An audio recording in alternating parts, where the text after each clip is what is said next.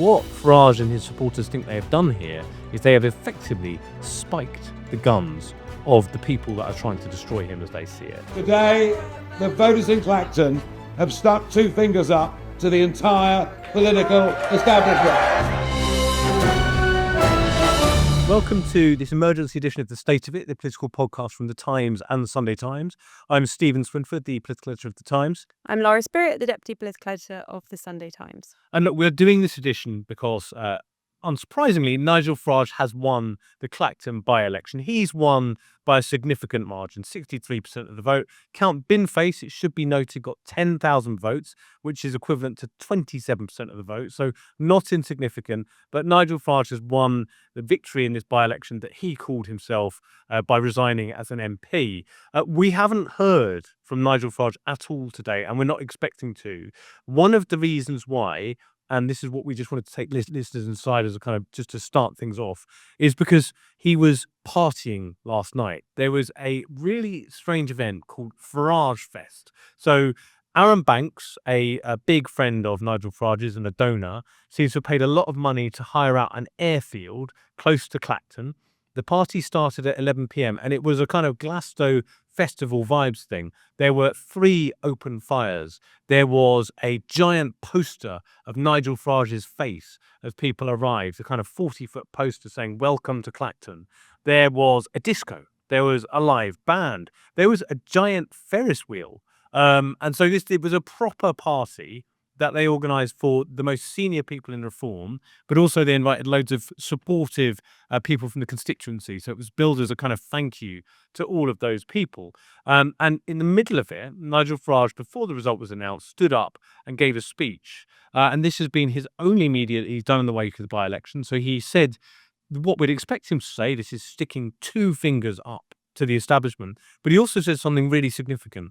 He conceded for the first time that he possibly should have registered the donation from Christopher Harborne, a British Thai cryptocurrency billionaire. And this, just to take listeners back, is where this all started. So The Guardian revealed there was this undisclosed £5 million gift, as Nigel Farage called it, shortly before he became an MP. The Standards Commissioner is investigating that. He resigned as an MP, suspending that investigation, and that investigation has now started again. So the fact that with that starting again, Farage appears to be suggesting that maybe he should have declared that. He insists that he didn't need to. He insists that he was right not to do so, but says that maybe I should have filled in a piece of paper. I don't think I should, but that's the first time we've heard, because this is the start of a long process now. It's the start of a kind of very long attritional war involving the Standards Committee. So the Standards Commissioner is investigating him. This could go on for months.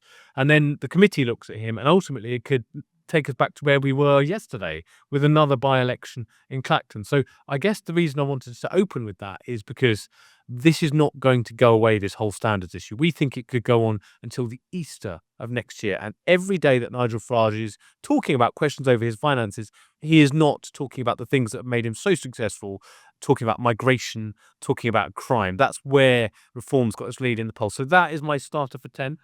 I will take a breath, Lara, and allow you to speak as I've taken readers inside the Farage-fest. Yeah, I mean, it's very interesting what you're saying. I guess on the one hand, people around Farage always say that he's at his most comfortable when he's campaigning, when he's meeting voters, when he's on the doorstep, that they like the look of him when he's in Clacton, that he was the kind of classic pictures of him, the classic footage of him being feted by, adoring constituents. Of course, as we know from the results, there are, quite a fair number who aren't adoring constituents, but clearly this is a vindication of his popularity above others in Clacton. So I think that's one thing. But then on the other hand, there's this question of, it's one thing to be campaigning in normal circumstances, there's another thing to be campaigning when you have these standards questions hanging over your head. And if you have to rerun this campaign again, I don't know whether you think voters would be quite tired of it doing it a second time, how he articulates these messages. It does feel like he is more confident, and something we're told is that he's more confident now than he was in perhaps in recent months when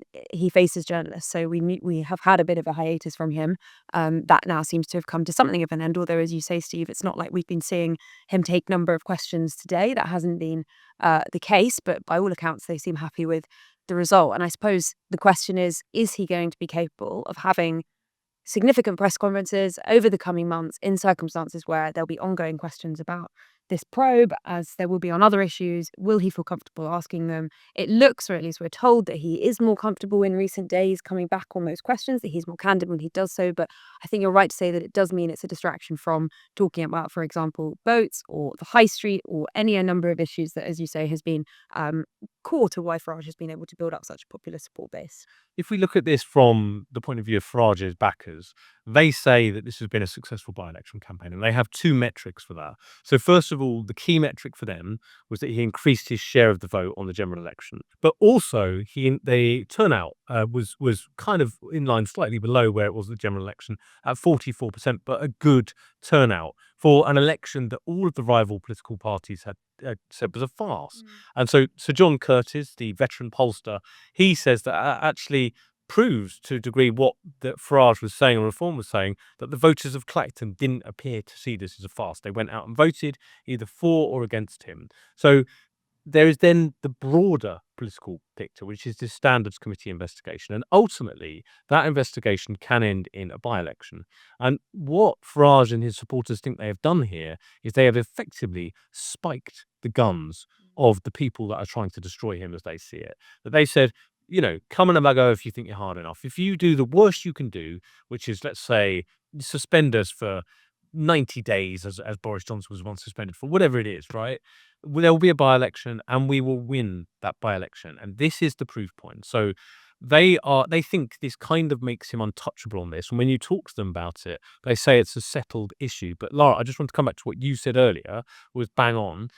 Farage's supporters want him to be the Farage that they've seen during this by-election campaign, the Farage of old, kind of laughing stuff off, smiling, kind of, confident, etc. We have seen a very different Farage to that. He's been very angry about the scrutiny into the finances. He's been very angry about the some stuff over his security as well. So there is he has been a much more frustrated figure in recent months, and they want him to get back on the front foot. So the question is, can Reform do that? They are supposed to be planning a load of stuff in coming weeks. We are expecting a kind of rally of press conferences again, more like we have in normal summer times, and they're hoping migration will go up the agenda. But the challenge now is for Reform to do two things broadly. It needs to regain that lead in the polls, because Labour has recently edged ahead of it, and it needs to kind of put daylight between itself and the Tories again, because Reform's success does rely on destroying the Tories. There's not any bones about that. And the Tories, they have shown some signs of recovery in the polls. So that is the task ahead of him now, against the backdrop of this Standards investigation. Yeah, and I think you're right that to talk about this Standards investigation at length over the coming months is going to be harder for them. And as John Curtis has argued, it is clear that there's been a dip in support in recent months. When you speak to people in Reform, that's not necessarily something that they accept. And actually, when you talk to them about the so-called Burnham bounce, they think it's a lot more modest than has been made out, particularly given the kind of heady promises that we had from some of those Burnham backers in advance of him taking over. So I think there are some causes for optimism for them. And particularly when it comes to the autumn, there'll be some real opportunities for Reform on immigration to talk about it, some kind of windows of opportunity for them. They also have party conference in September, at which, we're told we can expect some big announcements. So they'll be really looking to seize the agenda at that moment as well. But of course, the question is just, is he going to be able to escape answering these questions basically incessantly? And in doing so, is he going to be able to recapture that earlier sense of ease and relaxation that he had with the media in particular as well? It's not just that when he's walking down the street and talking to Clacton residents, or as I've seen him do, in West Sussex when I spent the day with him, an astonishing level of ease, familiarity, warmth, conviviality that he shared with those constituents. With those voters, it was extremely striking. But if the Farage that we're seeing is the one that bristles at questions about his personal finances, then that will be the kind of Farage that is also projected onto the public in many respects. So I think there are questions and challenges that he has in this particular space as well. And also, they want to focus in a big way on calling for an early general election. But in doing so, that's also a risk for them in circumstances where they haven't recovered from what we've seen in recent months. Like you say, if you look at the polls at the moment, the Tories have made modest recoveries. They feel like they're going in the right direction. They also, I think, would like some time to build on that before they saw an election. But at the moment, the right is definitely split to a degree that I don't know if they necessarily would think this is the strongest fishing that we could go into an election with at this very moment. I think one of the I totally agree with that. There is, if you look at the opportunities for reform and indeed other politicians on the right coming ahead, Andy Burnham has had a pretty smooth start to his premiership. There's been evidence of some kind of bounce in the polls that we've seen, but that is going to change. That is going to change quite significantly. The stories this week about the early release of thousands of prisoners, which begins in the autumn, is a huge problem for them, and it's coming down the tracks. We've had a massive row, which was entirely avoidable, over whether PC Harper's killers should be subject to early release or not. Burnham is now insistent that they shouldn't. We don't know how they're going to resolve that. But either way, you're coming down the tracks of October. Lots of people will be released early. You've got the asylum housing issue on the horizon. Now, let's not forget, lots of Labour's vote is much more middle class than it thinks. So, the graduates, a lot of people that live in quite affluent areas, and Burnham's official policy now is to move asylum seekers into those areas as well. So that could become an issue for him. As you start to do that, you build these big MOD camps as well, full of asylum seekers as well. That is, so asylum will become a central issue again. All of these are prime territory for Reform and Nigel Farage. And then on top of that, you've got the budget coming, and that's a difficult budget. And I think if you talk to people in Reform, they are thinking almost entirely about conference now. That is where all of their bandwidth is. They see this conference coming, which is the first of the three conferences by some margin, as a big moment. And they've got because they got that French guy, Jordan Bardella. Yeah. Is that how I pronounce his name? John Bardet or Bardella? Yeah. Yeah, but he is speaking. So the guy that may end up being the French president one day is speaking at their conference, and they see that as a big coup. And that's obviously a moment in which they'll be talking about potential cooperation with France in stopping the boats. So, look, I think the key for them now is to try to change the conversation back to the areas where they are strongest. When you look at the polling, there's no doubt about that. And I think they could be helped in that, because there's some big issues and difficult issues for Andy Burnham, and that honeymoon is going to come to a quite abrupt end. Yeah. And I mean, it has been a bit of a bruising summer for them. Usually summer is a really strong period for Reform. It's a period in which, as we've spoken about before, boat crossings tend to rise, ministers go on holiday, there are plenty of opportunities for Reform to have really significant interventions where they're the top of the news. And on some days they have been able to do that and to kind of recapture that old spirit. But so far it has been a more difficult summer than I think Nigel Farage has experienced before, the result in Clacton notwithstanding. And so going into the autumn, I think they will be feeling, really bullish about trying to make the most of those difficulties that you've just explained. Yeah, and then we talk a bit about Burnham and what his plans are. So in number 10, just over there, they're thinking about three things. They are thinking about conference. So they need this conference to kind of galvanise the troops to show they're under new leadership. And hopefully they're hoping that'll be a pretty good tribal occasion, right? So it's event number one. Event number two is that budget. And they want the opposite for the budget. They want this to be a modest budget, not a big tax raising budget. They don't want lots of headlines about capital gains. So we'll see where they get there. There are suggestions that the finances may be in a slightly better state than people think, but they want this to be a streamlined budget, which actually focuses almost entirely on devolution. That's the message we're getting. So you end up with that. And then afterwards, you've got this thing, which is probably towards the end of the year. He wants to set out his 10-year plan.